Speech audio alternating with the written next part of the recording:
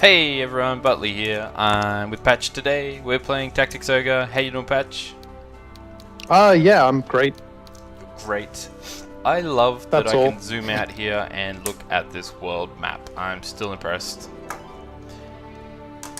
I like that places are denoted ownership by the color of their border. Yep. And I like that we are retreading ground. I had a look. We are definitely retreading ground that we had been before. Excellent. So it's cool. So we go to Quadriga next, which is exactly the same as where we fought Nabeth. Oh, Cool. Okay, so I gotta talk about this. Last episode, we got an item and it said excess items have been converted to Goth, sorry. See what I did there? That's this. So we got 99 bronze Oberiths. This is the copper ones, but we had 99 of the bronze ones. You can only keep 99 of any item, and so we must have got like 100, and it converted the excess ones straight into Goth. Because you can see, all of these Oberiths are good for selling. Yep. They don't give you like Goth in battle, but you collect these Oberiths, and that's how you. So you look how much money we have now. Heaps. Remember when we started with like 30,000? That's what the Duke gave us to start. I don't know why I have trouble saying that word, because I don't know if it should be Duke or Duke.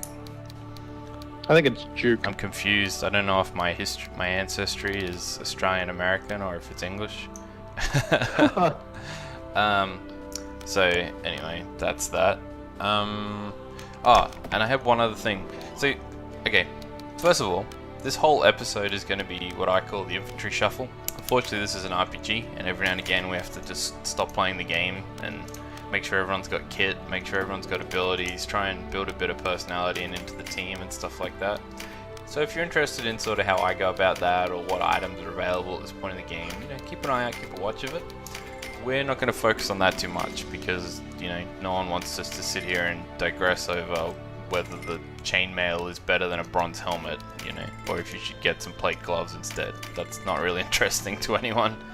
Not on a whole scale of like going through 20 characters in the one episode and figuring it out. If you're talking about like one individual, it's alright, but not the way we're doing it. This is just a broad sweep to update everyone's gear. Now we're at a bit of a clutch point in the map.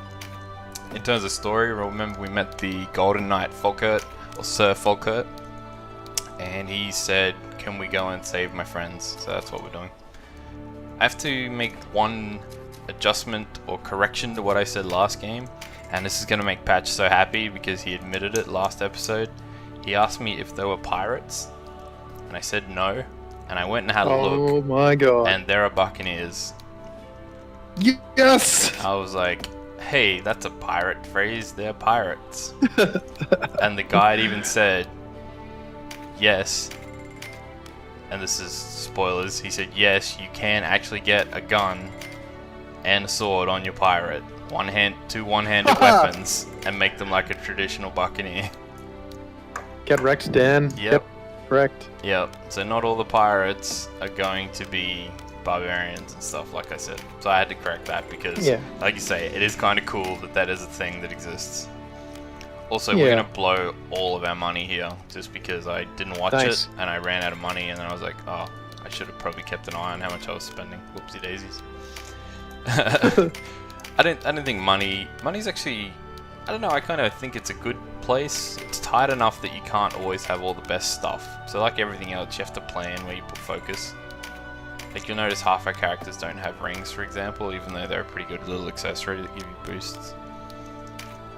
And it's another thing, it's like we haven't got mages of every class because we simply wouldn't be able to afford buying all this magic to spread across them. So I've just sort of kept to a few different classes for now. And you'll see there also on the screen, we got Spark Sphere too. We're getting a few upgrades to spells that we have, just so we get a bit more power as, as the melee weapons start hitting skill rank 2, skill rank 3, and getting finishes and getting more powerful. Well, some of our magic needs to upgrade as well, and this is how magic works. So some of our spells, damage spells, get a bit more powerful, which is good. Anyway, that's all I had to say. I didn't want to sit here and mince over every single little decision we made. As you can see on the screen on the right there, we're sort of looking over what classes can learn what things at what levels. I'm basically just checking if our rune fencers can learn things, or just our mages or our clerics. So that's that. But otherwise, we're going to move on and continue talking about first-person shooters. Patch was going to introduce us to some old school shooters and talk about why they were good and why the art of shooters seems to be sort of lost these days. Well, in our last episode, we talked about modern co-op shooters, not all modern shooters. We didn't talk about Call of Duty and that. We talked about games where a lot of the gameplay is you run around, you shoot things, you aim for headshots or criticals, but outside of running around and shooting, there's not a lot of skill to it. You usually have only one or two guns that you focus on, and you basically use those guns the entire time. You don't mix it up. It's pretty straightforward. And I was talking about how that's a negative thing because it doesn't give you, I guess it doesn't give you variety. The thing is, once you hit your skill cap, that's kind of all. There's no, and you don't have to change or adapt or say, quick. I'm good at this game because I learned that in this situation I have to do this, or I have to move and change that, things like that. Yeah. Once you get how good you are, that's it.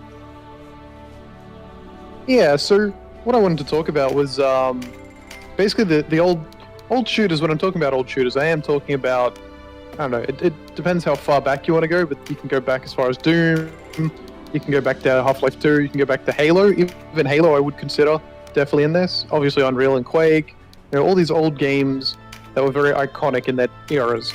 And what these games all have a lot in common is there's a variety of weapons and a variety of enemies, and different weapons are better or worse against different enemies. And that's like the main common factor between all of these. And I don't just mean this weapon does fire damage, this enemy is weak to fire damage. I mean, Halo I'll use as the best example for this. In Halo, say you're looking at the Covenant, they've got three basic sort of enemy types. You got your grunts, who are just fodder. You got jackals, who sometimes have an energy shield that they wear on their arm, and you have elites, who have an energy shield around their body. Well, certain weapons are better against different ones. So your plasma pistol is great against the elite, because you charge it up, you fire it, it eliminates the elite's shield instantly. Now you can just chunk their health, and that's pretty easy to get through. And it's also effective against the jackal because it can eliminate their shield. However, it's ineffective against grunts comparatively because it doesn't do a lot of damage to health. So, in a way, you've got different encounters where this plasma pistol can be strong or weak, and it changes the variety of the game. And this also works for, all different weapons. There are weapons that are just better at getting headshots. There's weapons that are better at shooting large groups. There's weapons that do splash damage, weapons that are purely single target, all that sort of stuff. There's a lot more emphasis and focus on that sort of aspect of those games. I'm with you. I'm listening. I haven't played Halo, so I don't know. I can't elaborate at all on Halo. That's alright. Another good example of this is in Doom. And I talked about it last time, and that's where you've got something like a Pinky Demon or a Kaku Demon, and they're sort of big and bulky, but when you hit them, they flinch with almost any weapon. And all enemies in that game have like a sort of a flinch threshold. That's why the how much damage they'll take before they flinch. Go chainsaw. Yeah, go. so your chainsaw and your chain gun, which can apply damage very quickly, tend to stun lock these enemies to a point where they cannot react in time. But a tougher enemy might just ignore that damage outright. And against certain melee enemies, like especially your bigger ones, if you try and chainsaw them, they'll just hit you, and you'll take damage. And that's sort of the things we're talking about is these older games, what guns you had available to you, and what the function of those guns were, really changed up the gameplay, and depending on what you're fighting. And the other thing a lot of these old games do, depending on, from game to game, is they had weapons which were actually just better than others, but you couldn't get them in like high frequency. Like the amount of ammo you had for your plasma rifle in Doom or your rocket launcher, or in Halo, the amount of ammo you can get for your rocket launcher in Halo is like 4 shots at most. Right. I think you get 6 in Halo 2 or something. You gotta make the most of it, and it's refreshing when you actually find ammo. Yeah, and so you really had to make those count, and you really had to use them against targets that they were effective against. You couldn't just use them all the time. And that's not the case for your more modern shooters, where you have one or two guns, and you stick with them the entire time, and anytime, you know, you reach a new area or something, you just pick up ammo for that gun. There's no variety in that sense. They've really stripped away the kind of gameplay that encourages you to keep mixing it up.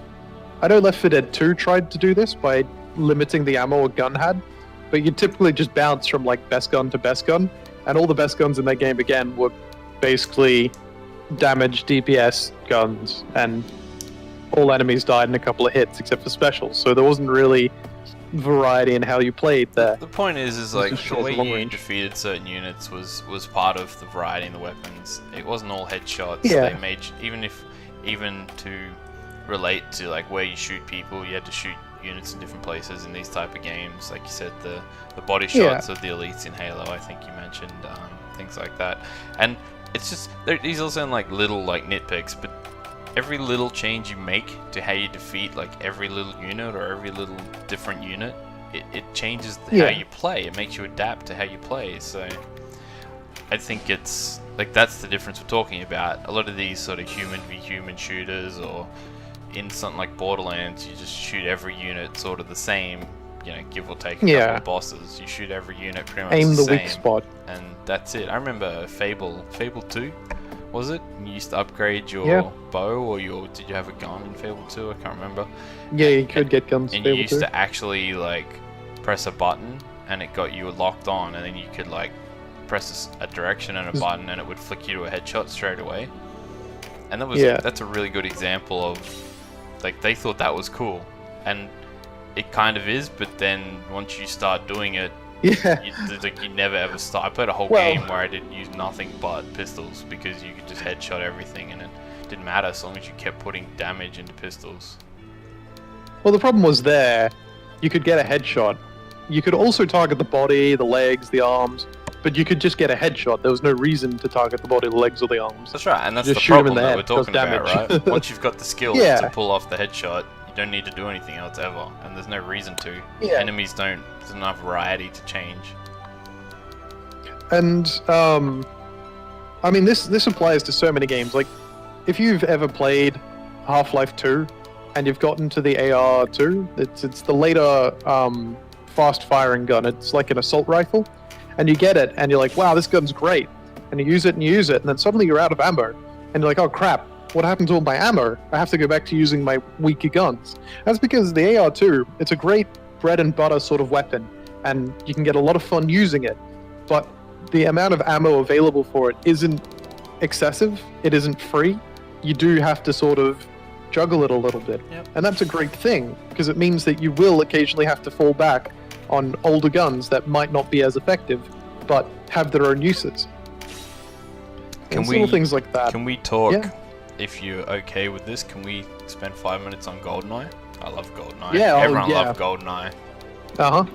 GoldenEye is something I wanted to actually talk about because it's sort of an odd exception in a way, because a lot of GoldenEye's gameplay was just run and gun. Like, a lot of your guns, there was like some sort of like 4 different assault rifles, there was like 3 or 4 pistols, there was a shotgun, sure, but you know, you didn't really use it.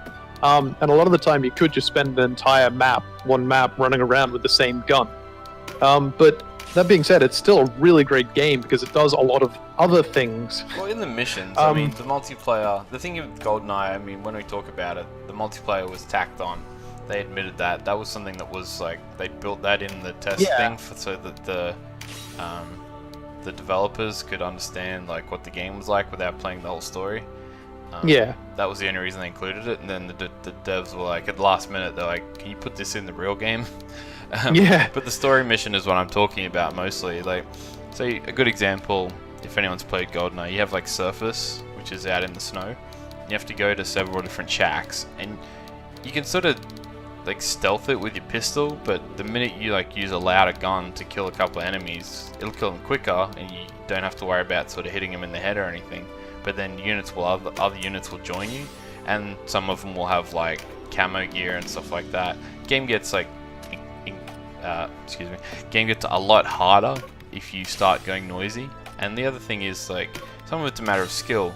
You don't always get silenced ammo, so you ammo for your silenced weapons. So you can only go so far in a mission. Like say the facility, you can get so far through that with your pistol. Now, if you're really good, you might be able to get to the end. But if you waste a few bullets here and there, you'll get to a point where you're like, okay, now I only have noisy weapons that I picked up, and it makes the game harder because they react to the sound.